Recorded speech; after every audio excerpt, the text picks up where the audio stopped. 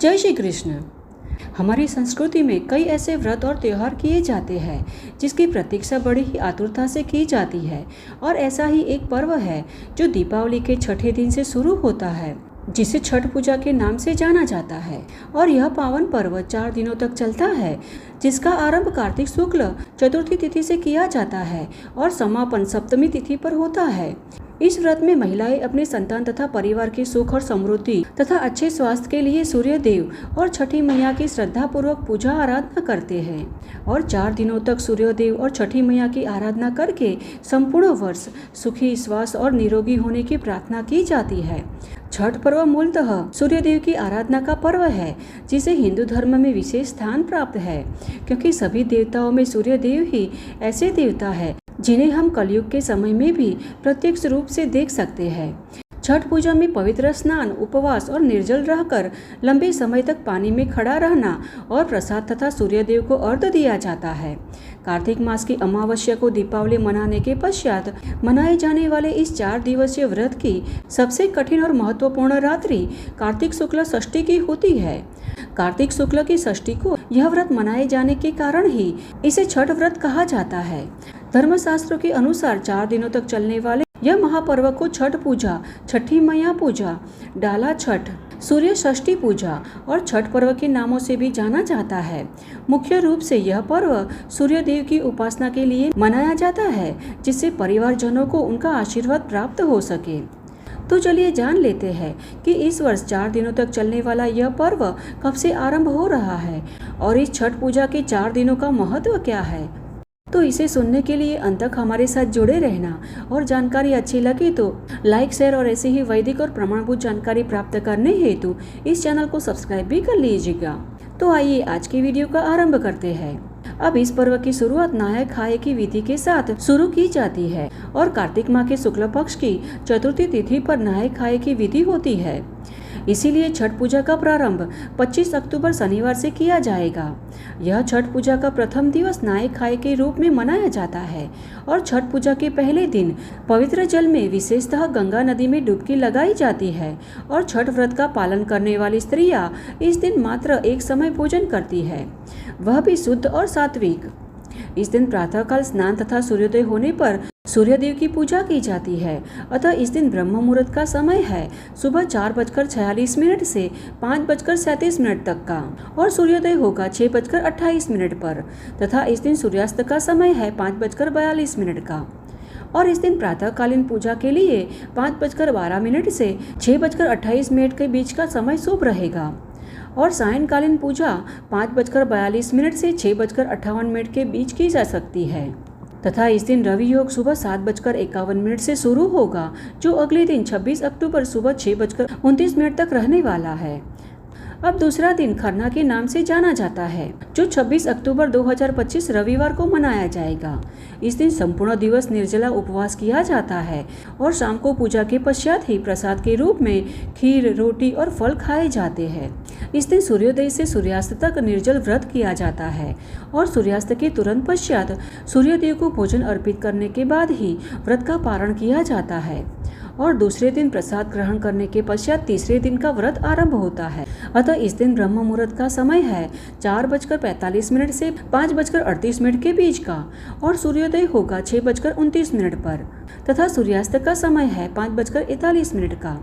और इस दिन प्रातःकालीन पूजा का समय है सुबह 5:12 से 6:29 का तथा सायंकाल में पूजा का समय 5:41 से 6:58 के बीच का रहेगा। और इस दिन सर्वार्थ सिद्धि योग सुबह 10:46 से अगले दिन सुबह 6:30 तक रहेगा और रवि योग सुबह 6:29 से 10:46 तक रहने वाला है। और छठ पूजा के तीसरे मुख्य दिवस पर यानी 27 अक्टूबर 2025 सोमवार को संपूर्ण दिन निर्जला व्रत किया जाता है और अस्त होते सूर्य को अर्घ्य देने का इस दिन का प्रमुख अनुष्ठान होता है।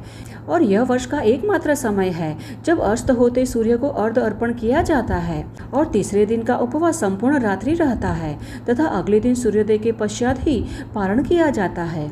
इस दिन सूर्यास्त के समय नदी या तालाब के किनारे जाकर सूर्य देव को अर्घ्य दिया जाता है।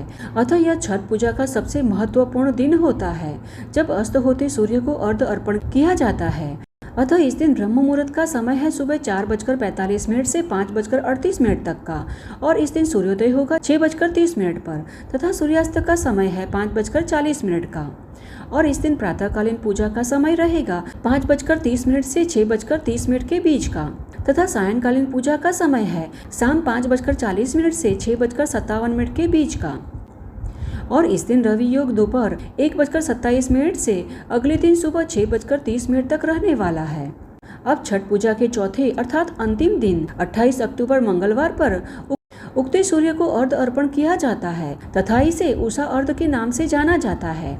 सूर्य देव को अर्घ्य देने के पश्चात 36 घंटे का उपवास पूर्ण किया जाता है और प्रसाद वितरण करते हैं। इस दिन ब्रह्म मुहूर्त का समय रहेगा सुबह 4:48 से 5:39 तक का, और सूर्योदय होगा 6:30 पर तथा इस दिन सूर्यास्त का समय है 5:39 का।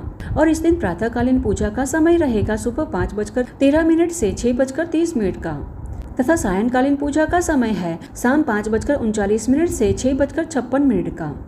और इस दिन त्रिपुष्करा योग दोपहर 3:45 से अगले दिन सुबह 6:31 तक रहेगा, और रवि योग सुबह 6:30 से दोपहर 3:45 तक रहने वाला है। यह छठ पूजा सूर्य, प्रकृति, जल, वायु और उनकी बहन छठी मैया को समर्पित है, जो सभी जीव को जीवन प्रदान करते हैं। छठी मैया, जिसे मिथिला में रनबे माई भी कहा जाता है। अब देखिए, हमारा शरीर 5 तत्वों से बना हुआ है और यह 5 तत्व हमें प्रकृति से ही प्राप्त होते हैं। इसीलिए इस दिन भगवान सूर्य देव के साथ छठी मैया की भी पूजा की जाती है। छठ पर्व का व्रत करने से निसंतानों को संतान की प्राप्ति होती है और संतान के सुखद भविष्य के लिए भी इस व्रत को रखा जाता है। साथ ही सभी मनोकामनाओं की पूर्ति के लिए भी छठी मैया का व्रत रखा जाता है। यह महापर्व 4 दिनों तक होता है, जिसे नहाए खाए, लोहंडा या खरना, संध्या अर्घ और उषा अर्घ के रूप में मनाया जाता है। और सूर्यदेव की शक्तियों का मुख्य स्रोत उनकी पत्नी उषा और प्रत्युषा है। इसीलिए छठ में सूर्यदेव के साथ साथ दोनों शक्तियों की संयुक्त साधना भी की जाती है।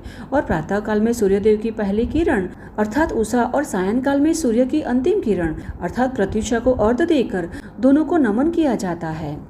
अब सूर्यदेव सभी जीवित प्राणियों को प्रकाश, सकारात्मकता और जीवन देते हैं। इसीलिए उनका सम्मान और आभार व्यक्त करने हेतु छठ पूजा का व्रत किया जाता है। वैसे तो यह पर्व वर्ष में 2 बार मनाया जाता है, पहली बार चैत्र में और दूसरी बार कार्तिक में। और यह पर्व 4 दिनों का होता है। भाई दूज के तीसरे दिन से यह आरंभ होता है, जिसमें पहले दिन सेंधा नमक, घी से बना हुआ अरवा चावल और कद्दू की सब्जी प्रसाद के रूप में ली जाती है। और अगले दिन से उपवास आरंभ होता है और व्रती दिन भर अन्न जल त्याग कर शाम के समय लगभग 7 बजे के आसपास यानी सूर्यास्त के बाद से खीर बनाकर पूजा करने के उपरांत प्रसाद ग्रहण करते हैं, जिसे खरना कहते हैं। और तीसरे दिन अस्त होते हुए सूर्य को अर्घ्य यानी दूध अर्पण करते हैं और अंतिम दिन उगते हुए सूर्य को अर्घ्य प्रदान करते हैं। इस पूजा में पवित्रता का विशेष ध्यान रखा जाता है। साथ ही इस पर्व में सात्विक भोजन ही लेना चाहिए, यानी लहसुन प्याज युक्त भोजन नहीं खाए जाते। जिस घर में यह पूजा होती है वहाँ भजन कीर्तन किए जाते हैं और फिर अंत में लोगों को पूजा का प्रसाद दिया जाता है।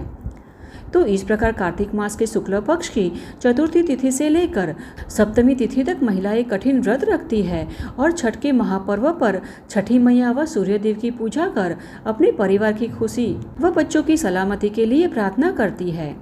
तो यह थी आज की हमारी छठ पूजा पर्व की तिथि और निर्धारित समय के विषय में संपूर्ण जानकारी, और हमें आशा है कि यह जानकारी आपको उपयुक्त होगी। तो इसे अधिक से अधिक लोगों में शेयर कीजिएगा, जिससे कि यह वीडियो द्वारा वह लोग भी जान सके छठ पूजा के शुभ मुहूर्त और दिन कौन सा है। तो चलिए, हमारे शास्त्रों में वर्णित ऐसे ही वैदिक और प्रमाणभूत जानकारी तथा कथाओं के साथ फिर से मिलते हैं।